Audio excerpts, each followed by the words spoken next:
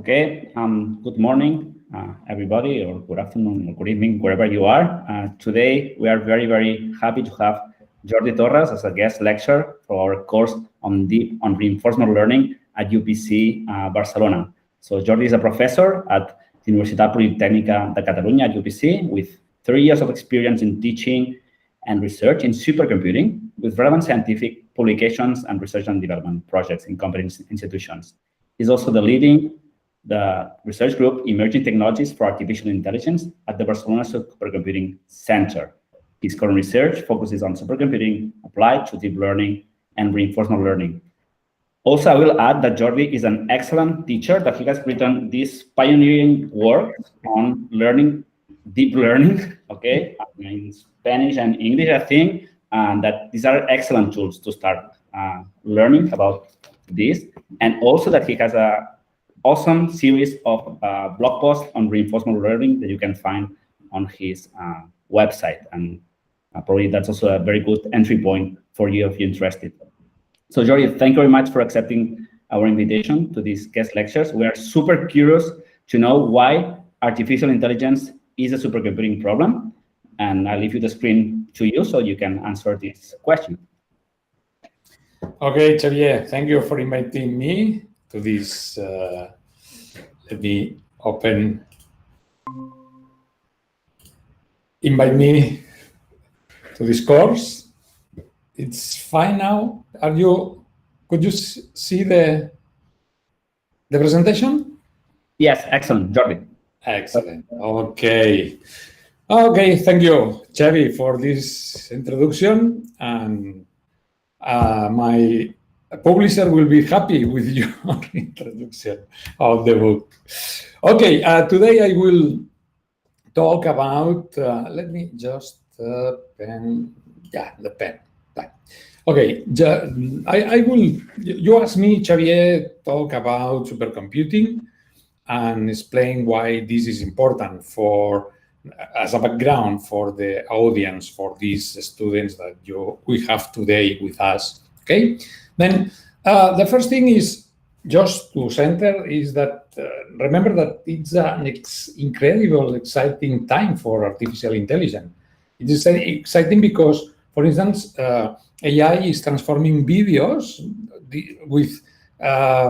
that we have with the work that is doing, for instance, Miriam Bellver, is that using this video and some expression, we can obtain binary masks that are following this in the video. This is, in my opinion, something very impressive now. Also at BSc, for instance, we have scientific data analytics systems that are doing things in genomics, bioinformatics, astronomy, among many others.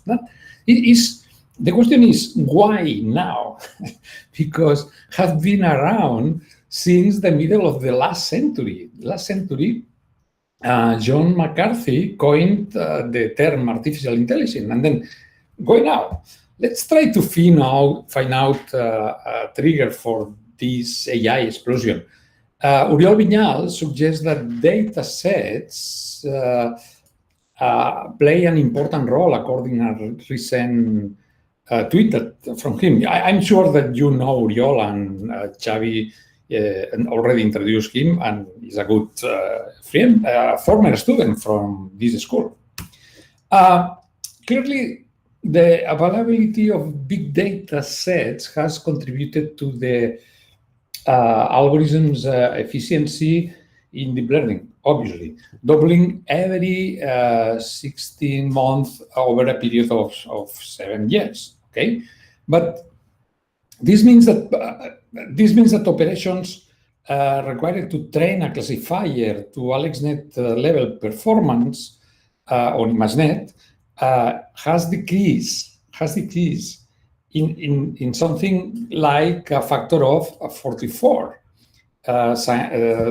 from 2012 to only today, more or less. But it is clear, big data sets play an important role to create big algorithms. It's what we are talking today, or in this course, no? Hard and difficult algorithms that solve big and difficult problems. Obviously, I don't want to refuse Oriol Viñals' affirmation. He is the boss in this field, okay? Let me first clarify that. But the current excitement is due to another very important components, which was not present before 2012 when AlexNet won the ImageNet. Which other things besides data and algorithms now is available? What do you think? It's clear. It's big computers. Computing power is the key component of the progress of artificial intelligence. Nowadays, deep learning and reinforced learning is the result of mix these three components all together. And they can do amazing things. How has computing evolved to meet the needs of artificial intelligence? And is computing advances are computing advanced enough for artificial intelligence needs? Have a look at this graph obtained from OpenAI that has become very popular. Maybe you already know this plot. It's a very popular plot. Since 2012, to amount of computation required or available to generate models of artificial intelligence has increased exponentially. This is an logarithmic a-axis. And a petaflop, okay, a petaflop or flops per day consists of performing 10 to 15 operations per second to 1 day, or the total 10 to 20 operations. This is the metric that we, or one of the metrics that we use. Imagine 1 and 20 zeros per second. Okay? Then, since AlexNet until now, this metric has grown more than 300,000 times. The amount of compute used in the larger AI training runs has been increasing exponentially with more or less this factor, okay? Doubling time per month. Let's go back a bit and see how computing has evolved. Much of the improvements in computation performance comes from decades of miniaturization of computer components. All of you have heard about Moore's law, right? In 1975, Intel founder Gordon Moore predicted that regularity of this miniaturization trends, now called Moore's law, which until recently doubled the number of transistors on computer chips every 2 years. As you can see in this graph, this line represents, okay, the Moore's law predicted versus the microprocessors from Intel, okay, during this period. During the last years, the transistors per chip dropped at least a factor of 15, where we will be if we still have Moore's law. Sadly, just when we need more faster machines for deep learning, Moore's law began to go slow. An important thing is that the current expectation is that this gap will continue to grow because the CMOS technology is approaching to the fundamental limits. Then we have a problem. In reality, other important observations occurs in computer architectures community during this period. Not only Moore's law, also then are scaling, Amdahl's law. There are many.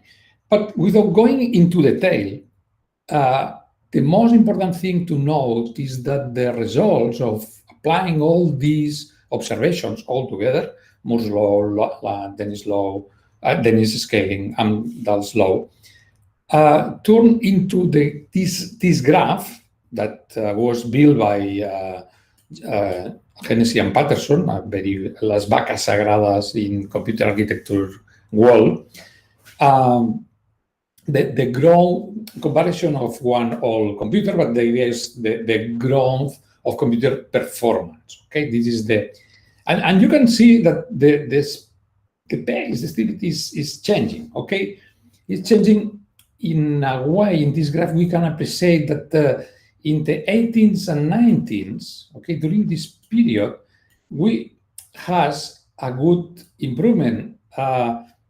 We were turning transistors into fast computers, only waiting. So doubling performance about every 18 months at a time.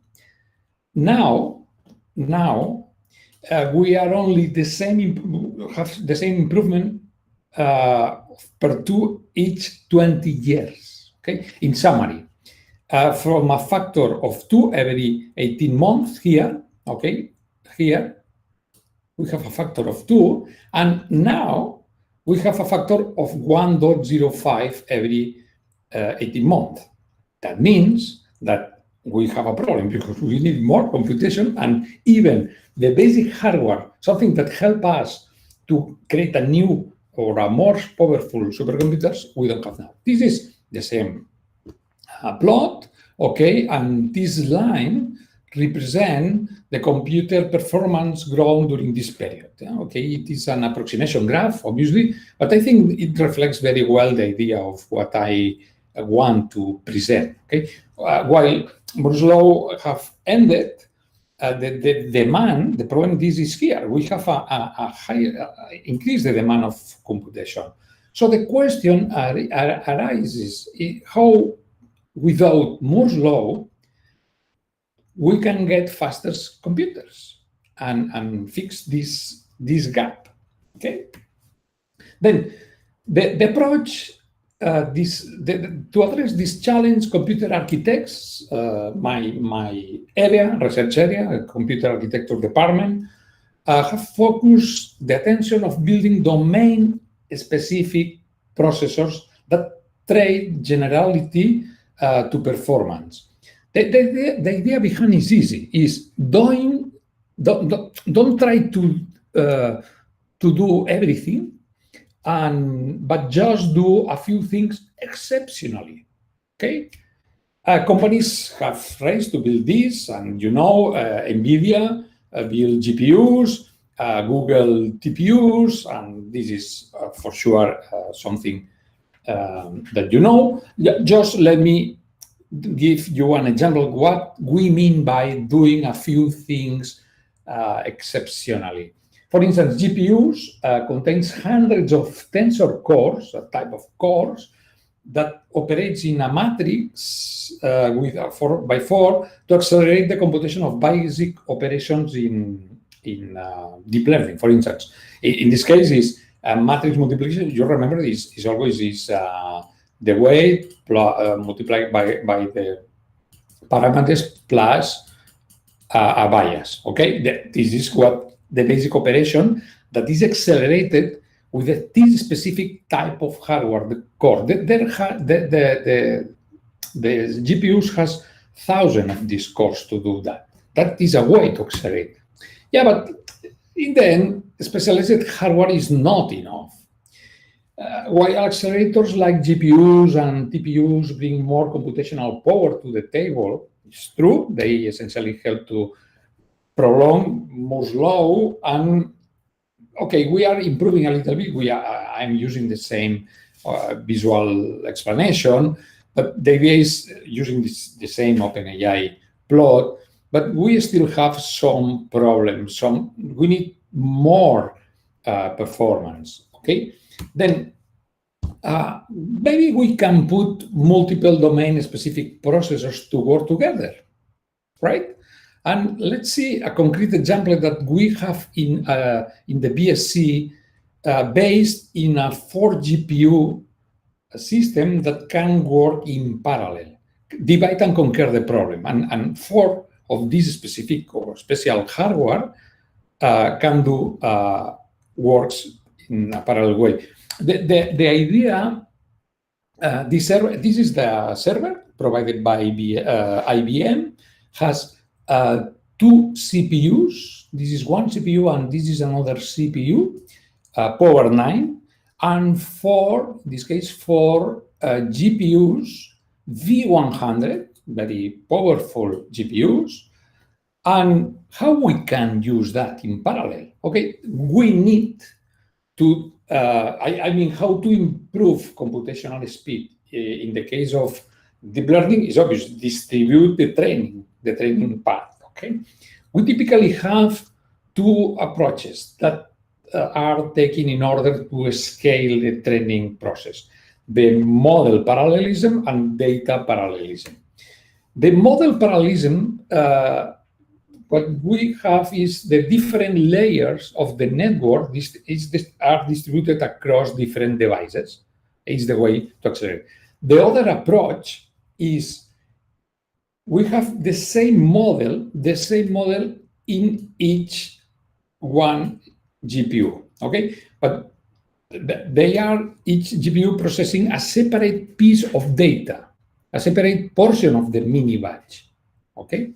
We divide the data and distribute the data among the GPUs that has the same network. The first approach is required.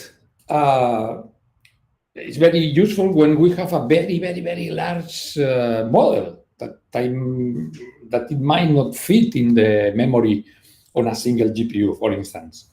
The second, data parallelism, however, is what most practitioners typically use to scale up the training process in deep learning models, because they have a data set too large, and the completion to finishing an epoch on a single GPU can take a very long time, maybe hours, days, or even weeks or months.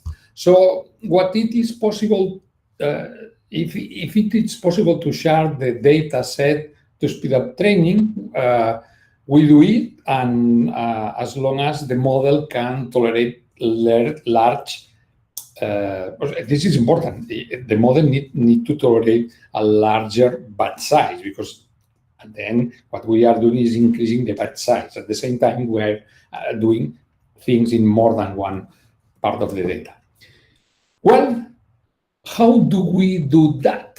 Okay, I am explaining the hardware, let's say the approach, but how we specify this distribution, how we program a multi-GPU training. Well, we can use frameworks like PyTorch or TensorFlow or any other, okay? It's something very, very easy. The only thing that we need to do is grab the model with PyTorch using this package and use TensorFlow using this package. And you will see is only adding some few lines in your code, and the software stack will do the work for you, okay? It seems easy, okay, to you, but it is not as easy as it seems, because we need a software stack that helps us to do it, that includes different layers of software installed in the execution environments. Obviously, Python. You need Python because you are programming Python. CUDA-DNN, the libraries from this and Limpac and Blast. There are many libraries from NVIDIA that we need in order to speed up our code. Libraries that, for instance, allow us to take advantages of these tensor cores that I mentioned before, or support CUDA, the language, the programming model, the language in which these libraries are programmed. Okay, for instance, just for give you an idea. When I execute a deep learning code in our supercomputer that I showed before, I need to load all these modules, all these, Python, CUDA-NN, CUDA, Nickel, many others, in order to execute my code in, say, TensorFlow, for instance, PyTorch or TensorFlow, okay? It is a huge wall to which I'm partly dedicated. I came from here. Now I'm more interested in the helping to speed up deep learning applications. But this is important for you. I think it's important that you are aware that you need a good software stack, because if the software stack is not well installed, if you don't have this software correctly organized, then you can have the most powerful supercomputer, but you cannot take advantage of this supercomputer, okay? Between this high-level API that you know, all of you know, and the low-level with a multiple GPU that you know, also, more or less, everybody knows that we have GPUs and Google TPUs. We need a good job done by somebody installing all the software stack. Keep this in mind. Then, as a summary, but in the end, with 4 GPUs, it is not possible to meet the needs of the challenge that arise, no? Because then it's only moving a little bit this line. And the idea is we need to cover, remember that this is a logarithmic axis. And we need to support this also, okay? And for instance, the same server has 6 GPUs provided by IBM instead of 4, with water cooling, etc., but only 6, not 400, okay? Then we need something, a new approach, something that helps us to obtain this level of performance. What we do is many of these servers together, okay, something like this, okay, and this is what we did at BSc, okay. We moved, let's say, more than 2 years ago with this investigator, with a Power CTA, an investigational platform where we have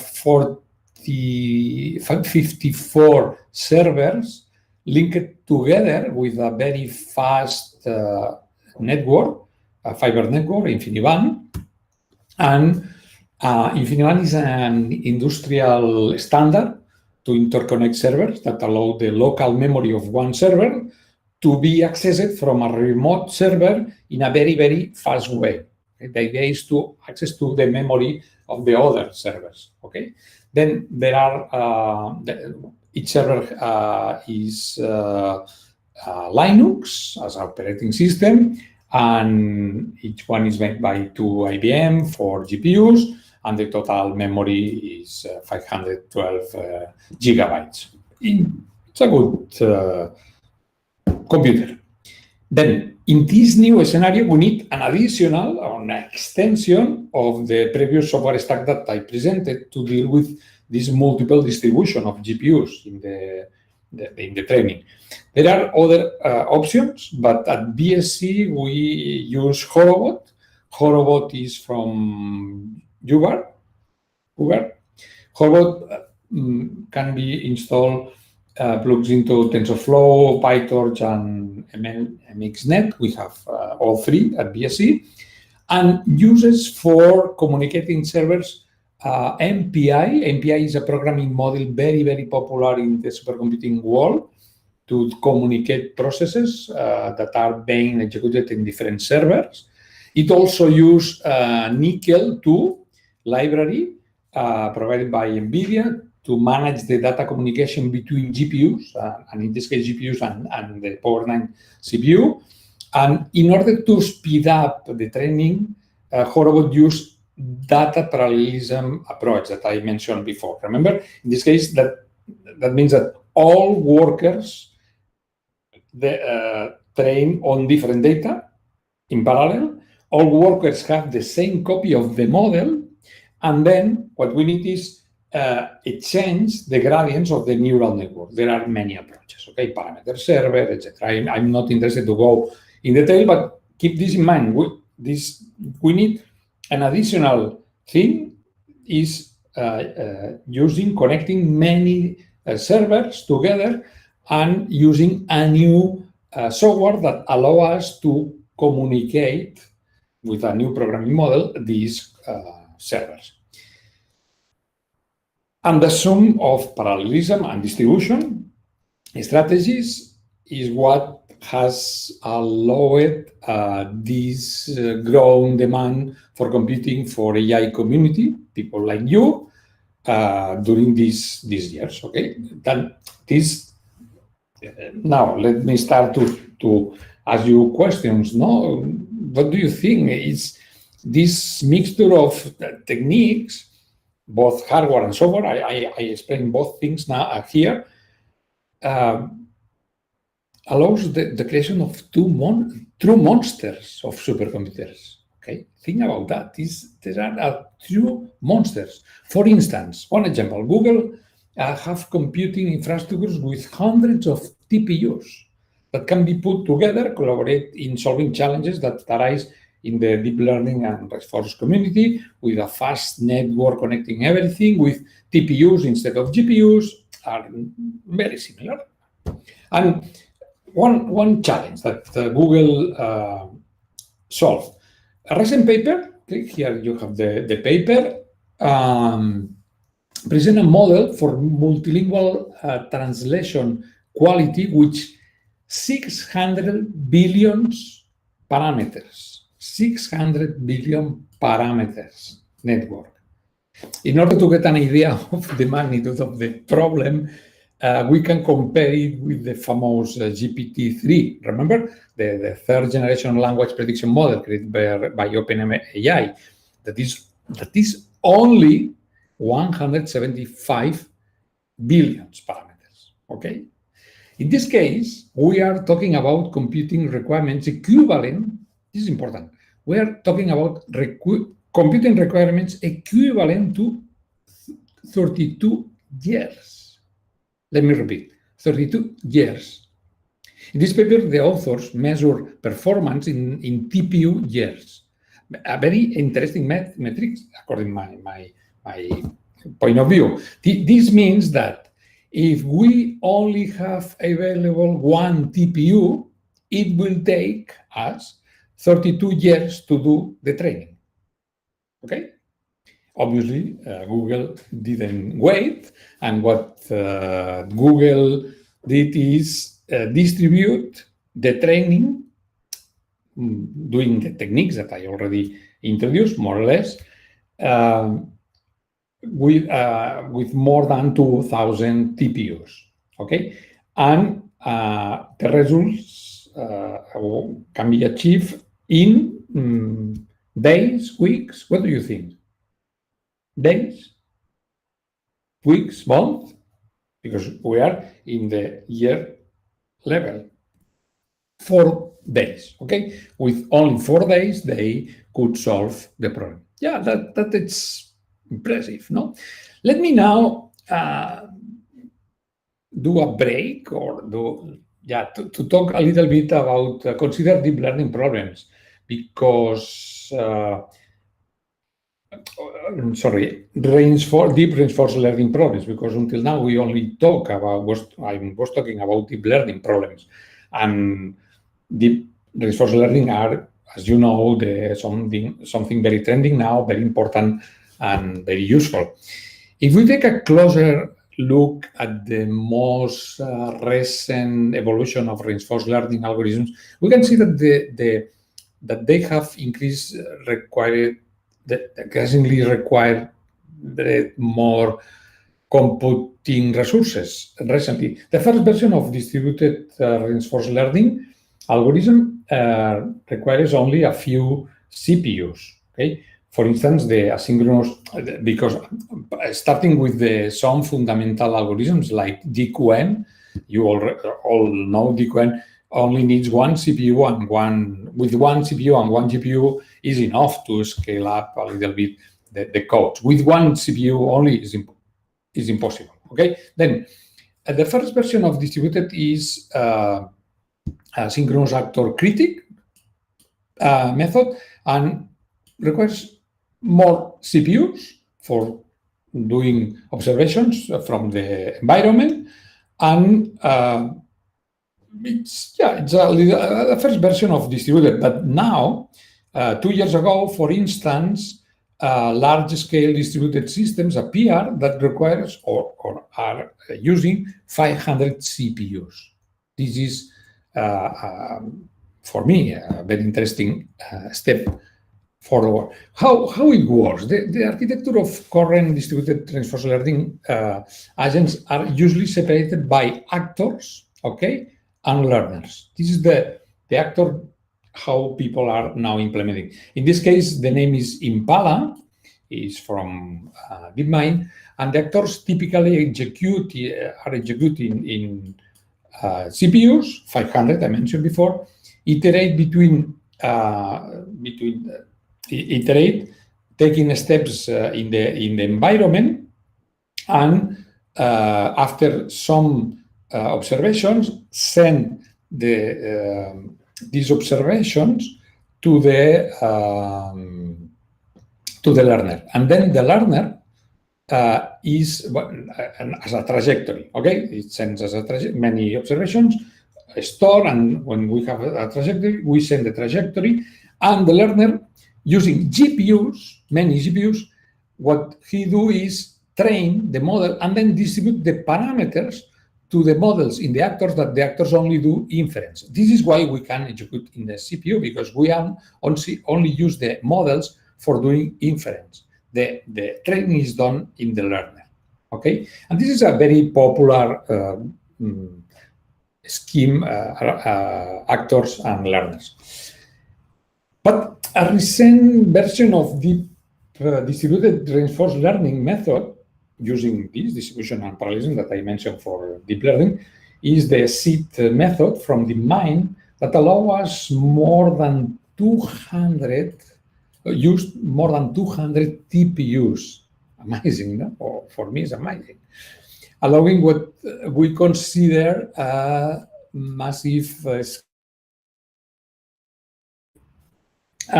how it works without enter in detail. Okay, say that reinforcement learning is designed to solve some drawbacks that are present in Impala. In this case, the neural network inference is done also in the learner side. Okay, and this is enabling reducing the bottlenecks that in the previous model we have during the input-output. And we are using here gRPC, is a program model equivalent to MPI that I mentioned before. And the actors, the only thing that is doing the actors is interacting with the environments. We have many actors with CPUs interacting with the environments, but all the observations are sent to the learner. The learner here is doing both things, training the model and also doing the inference. Okay. This makes it as a summary. The learner can be scaled to thousands cores, and the number of factors also to thousands of machines, CPUs. These allow us to train at millions of frames per second. Okay, the training can be done using millions of frames, in image frames, per second. Impressive, right? In my opinion, it's impressive. Well, we have almost reached the end of my lecture, okay? And we can conclude that computing is responding the needs of the artificial intelligence community, people like you. My thesis in this presentation is that computing power is the real enabler, or if you prefer, is the key component. Okay, and when we mix these three components, you can obtain impressive models. OpenAI, again, let me share this with you just to summarize. The effective computing, in reality, OpenAI split this into Moore's law, which part is thanks to the Moore's law, which part is thanks to the parallelization and distribution, and which part is also, because this is important to improving the algorithms. Okay, they essentially estimate that 7.5 million times increase in the effective training compute is available now between 2012 to now, to 2018. Okay, but this is impressive. The capacity or how computers grow, and also important is that it seems that computing will continue responding to the needs of the deep learning and reinforcement learning community. Imagine that, let's talk about one example. Imagine that Google needs more computing power for a new reinforcement learning algorithm. The only thing that Google must do is aggregate more parallel and distributed servers, and that's all, no? And this is what they did. For instance, few months ago, just in last summer, Google breaks one AI performance record in the industrial standard benchmark MLPerf. MLPerf is a benchmark that chooses the models to be representative from the cutting-edge machine learning workloads. Is a representative workload, and in this case, the only thing that Google needed to do is aggregate more than one server. Okay, and in this result, the resulting system includes more than 4,000 TPUs and hundreds of CPUs, all connected, obviously, with a very ultra-fast interconnect. In total, this system delivers 430 petaflops, 430 petaflops of peak performance. It seems that for now, adding servers allow us to respond to the needs of people like you or Xavier's needs. No? Xavier likes to do this type of things. And the only thing is aggregate more than one supercomputer, no? Yeah, but, well, technically speaking, probably it's possible, but it's not like that, okay? And now, then, before finishing my lecture, let me assign you some homework. You know, I am a professor, and I want to finish the classes always with homework. And do you commit to do it? Yeah, okay, excellent. Let's go. First, after my today presentation, an important issue that arises is how much does the computing bill in dollars, euros, take to solve this challenge? Have you thought about that? For instance, the essential cost of training the transformer GPT-3, the language model that uses deep learning that I already mentioned earlier, is only this amount of dollars, $12 million. Okay, qui s'ho pot permetre, això? Who can afford that? All this is only available to very few of us. Probably Xavier's rich uncle from Florida can help him, but normal people can do that. Okay? The second important thing that I want to think about. Last week in the La Vanguardia newspaper appeared this information. The digital wall is the third polluter on the planet. Okay. At present, the vast majority of AI researchers, like Xavier and other of my friends, is focused on achieving the highest level of accuracy without much concern paid to computational or energy efficiency. But as the world attention has shifted to the climate changes, the field of AI should begin to take note of this, carbon footprint. This is important, okay? For instance, there is a paper that 1 year ago the newspapers talk about because it's a little bit exaggerated. They say researchers by the University of Massachusetts advise about the unsustainable cost of AI. They claim that the estimated carbon cost of training a common natural language model is comparable to the amount of carbon costs produced by 125 round trips flying from New York to Beijing. Okay? Or no, New York, Beijing is one example. Probably, I think that is good to have these papers, but probably these numbers are relative. It's not exact, and we need to be fair. And as I think that organizations can power their computing facilities with renewable energy source, then they can reduce the cost, the carbon footprint. For instance, Iceland energy is the source is 100% renewable, geothermal mainly, and I think also hydroelectric power. And its national grid, in order to move the energy, is modern and reliable. This means that artificial intelligence systems hosted there operate more efficiently and delivers a cleaner energy. That this is something that people are now trying to do. But think about that.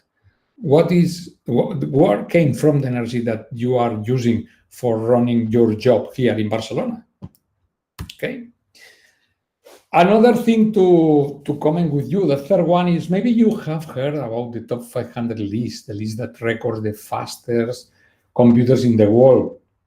This list is issued twice a year, in June and November, during the two main supercomputing conferences. This year, the conference will start in a few hours in US, and they will publish the new list. This list will be deprecated in a few hours, but it's for the purpose of this course, it's fine. In general, there are supercomputers hosted in public institutions with this peak performance in teraflops, 10 to 12 operations. 500, the top one is 500 petaflops or 500,000 teraflops. And now the Marianum 4, the supercomputer hosted here in the chapel of the Torres Girona, is the campus in the campus north. This is the position. Not bad, okay? For me, it's not bad.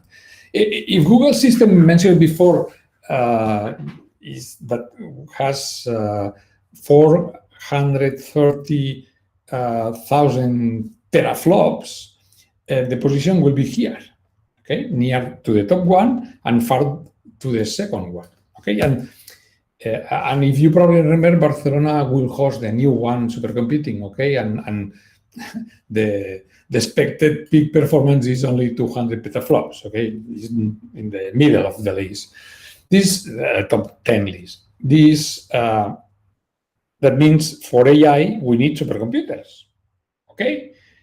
Who can own and pay for these supercomputers? Think about that. Okay, 10. Only one slide more, and I promise to finish. Artificial intelligence is definitely penetrating society, like electricity. Okay, what will we expect? Okay, it is in our hands. All of people that we are here today, we can do important things. The future, we will invent. We will, or probably you. I'm not inventing nothing, probably, but you could invent, and it's a choice that we made jointly, not something that just happened. It's our responsibility, all of these things.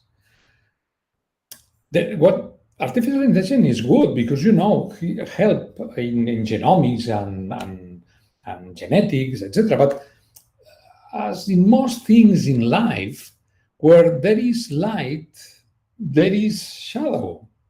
And AI algorithms propagate gender biases. AI systems have monitored citizens without their informed consents, among many other things that can be considered bad things. We must mull over the imminent adoption of AI and its impact. Okay, were we to go on the bill AI without regard of our responsibility of preventing its misuse, we can never expect to see AI that can help humanity prosper. Okay, all of us who are attending this course cannot shy away from our responsibility, because otherwise we will regret it in the future. I'm completely convinced. Okay, it's our responsibility. Keep this in mind. Okay, and that's all. Thank you for your attention. A pleasure to have been with all of you.